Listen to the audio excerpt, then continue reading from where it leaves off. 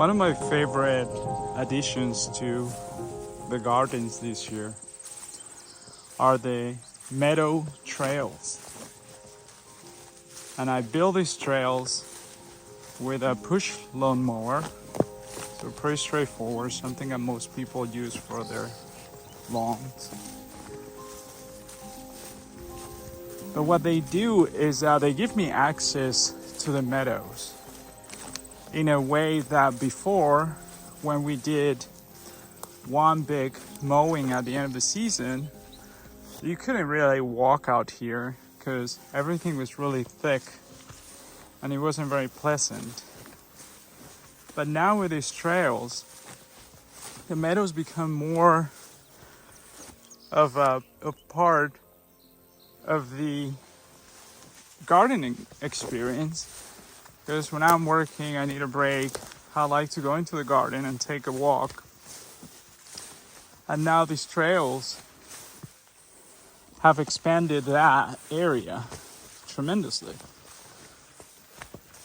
On a more practical level, it allows me to walk around and collect invasive plants or plants that have invasive qualities and intercept them before they go into seed. And you see that there's multiple options. I mean, they go everywhere.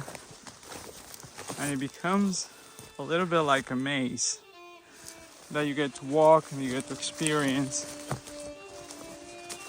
And I mow them about, I would say, every other week to keep it very nice and low. If we get rain, then there is more grass, more vegetation, but usually they stay pretty low. And where we landed here, this is a pollinator garden or a pollinator buffer area that I've been working on for the last couple of years. So having the meadow trails come throughout up to this area allows me to stay more involved in this part of the property and to enjoy it. And I think the biggest takeaway here is enjoyment of this area. And if I enjoy an area of my garden or my property, I'm going to pay more attention. I'm going to be more invested in what's going on there. This is a Joe Pye. He took me about 3 years to get this plant to take off because deer pressure was pretty intense on Joe Pye weed, believe it or not. These are some milkweed. I believe this is swamp milkweed. It's different from the common milkweed in the sense the flowers are different. They do have aesthetic value, but it also doesn't spread as aggressively as the other one. I wish it did spread a little bit more aggressively because it's a really beautiful plant, but it doesn't. It pretty much stays where you put it. What I do is I collect the seeds and then propagate the seeds. And then here, this is a willow. This is sage willow. Yeah, it has that striking color. It's a really beautiful willow. It looks almost like white sage. I used to live in Southern California and I grew a lot of white sage, and that reminds me of that plant a lot. It doesn't have the same, not even close to in terms of smell. But this area is about, it goes all the way to the road. I think the estimate is probably 300 feet by 50 feet in width. And we decided to turn this into a pollinator habitat to enhance the area for pollinator habitat. And what that means is we're not trying to eradicate everything that's here, because there is a lot of things here that are native, that have a lot of pollinator value, goldenrods of different kinds. Introducing other native species, like you have the elderberries, which also put out with a lot of deer pressure, swamp oaks, willows, This is sneezeweed or heleniums, the native variety. We have some iron weeds, Mojo pie. I am just trying to grow some mountain mints. It takes a lot of persistence to introduce some of these new plants because the vegetation here is very thick, and I spend less time weeding, because to weed this area I'll have to pretty much turn the whole area upside down. But instead the focus is to introduce new native species that want to do well here, that have pollinator value to increase biodiversity. So the approach to this pollinator area is a buffer zone. It divides my property from the neighbors, is to enhance biodiversity by introducing native species that will naturally do well here. This is a pussy willow. Still snow in the ground when they start blooming in the spring. So it's a powerhouse for native pollinators right at the beginning of the season when we're still getting snow. These plants are already blooming. So it's part of the work that I do here is exactly that, to identify what plants want to do better, want to do well, what plants want to be here. This mountain mint is the muticum, Pygnanthenum muticum, and I absolutely love this plant. Planted this one there maybe 3 seasons ago, and you see it's extremely well behaved, and it has a lot of pressure from weeds. I do weed around them, but this is a pollinator powerhouse towards the end of the season, and it's a very beautiful plant too because it has a widery tops. And I've made several videos about this plant, and I also have it available on my website. But this is a great native plant. I've read in different articles it's considered the #1 pollinator plant native in the US, in North America. I can see why. But when it comes to pollinator plants, I don't think there is #1, #2, because a lot of the value that different species bring to an ecosystem is the timing, the time when they're going to bloom, because that's what creates value in the ecosystem at that particular time, because these mints are not going to bloom until late summer.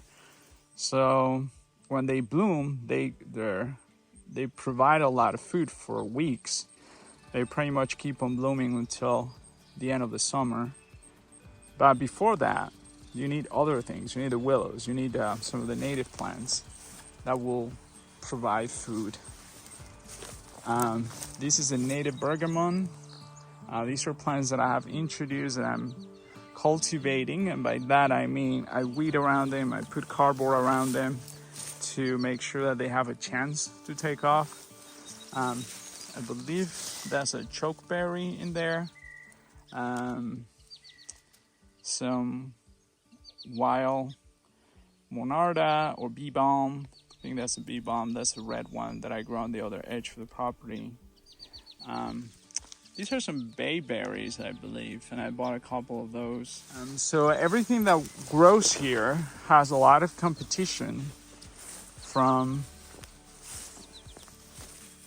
weeds, and native plants are already here, some invasive, some natives. King or queen of this area is a goldenrod. Very, very aggressive when it comes to spreading, but he's a pollinator powerhouse, striking yellow colors towards the end of the summer. And the local gardeners, friends, community members, we often have these bittersweet relationship to the goldenrod. This is another bergamot. Because when all these fields will turn yellow when the goldenrod goes into bloom, but that also signals that's the last show. It's like the finale of the gardening season. Once that explosion of yellows take place, the next chapter is autumn. which means gardening season is over in terms of the climax, the height of being able to work the gardens and look forward to beautiful blooms of different kinds. Because even in the fall, you can still do a lot of gardening and planting. But I think you know what I'm saying. This is bottom bush here. That's also a pollinator plant. Different variety of mountain mints. I do like buying them at the nurseries because they do have different varieties. They sold these as the Meadow too. I noticed that some nurseries are carrying a slightly different variety.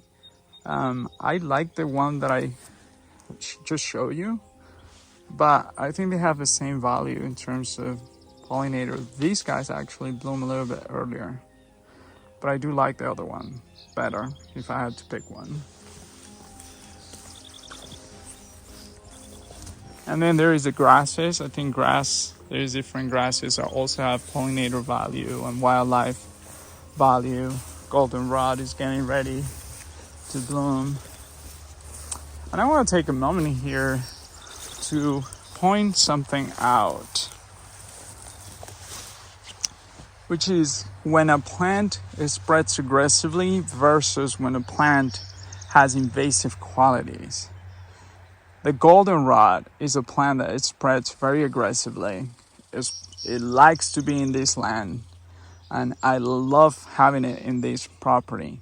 But you can see that patch of goldenrod can coexist with many different other species of plants around it. So it's not pushing things out, it's competing, but it's almost a fair competition. While when you look at other types of plants, this is another bottom bush, that monopolize an area, that don't allow other plants to grow, that's more of an invasive quality that I do try to control. This is witch hazel, is also another early bloomer.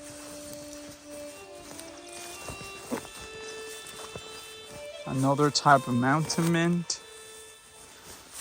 Some of the wild Rubaceae. Another type, this is a slender mountain mint. I'm not sure the name of this plant, but this is also another pollinator powerhouse. This is what is this called? This is spice bush. This plant, the leaves have a very strong smell. They're quite aromatic. And I'm very excited. They're doing well. Planted them here about 5 years ago, and they're doing well. So, continuing our walk through the meadow trails, I'm going to take you closer to the edge of the woods.